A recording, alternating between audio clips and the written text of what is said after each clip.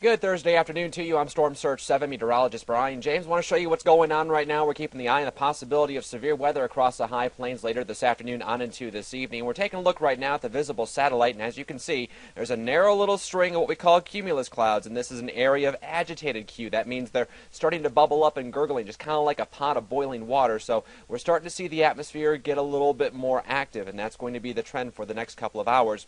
In terms of thunderstorm development, looks like that will probably take place in the next hour to 2 hours, so roughly around 2 to 3 o'clock is when most of the storms are expected to pop up. But a lot of moisture in the air. There is some upper-level support. There's not a whole lot, but there's at least a little bit of upper-level support for the possibility of severe weather as we head through this afternoon. But that little string of Q is pretty close to Amarillo. It stretches all the way down pretty much along the rim of the Cap Rock, so all the way down to the east of Tulia and Plainview, and where the Cap Rock does drop off. Now, in terms of what's going to happen for this afternoon, let's take a look at what the computer model shows. It shows one little thunderstorm popping up over the next couple of hours, but as we head through this evening and tonight, you will see more thunderstorms develop, a few here in the central panhandle as well, and then as we head through the rest of the evening and overnight hours, more thunderstorms developing across the high plains. They're going to be scattered about, but ones that do develop will have the potential to be strong to severe.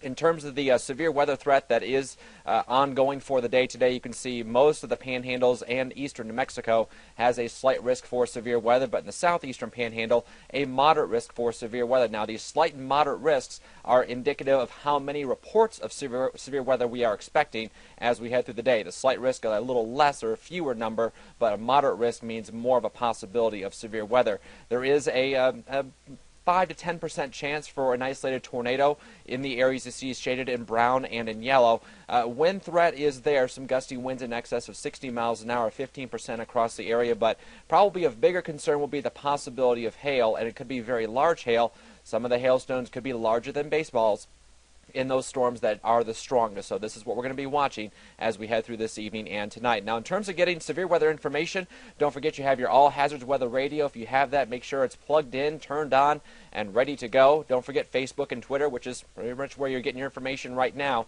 And then connectamarillo.com will have updates as well. And don't forget the Pro News 7 mobile app will have information posted on that as well. So stay with Storm Surge 7. We'll keep you ahead of the storm throughout this evening and tonight, and keep you posted on Facebook and Twitter. Have yourself a good evening.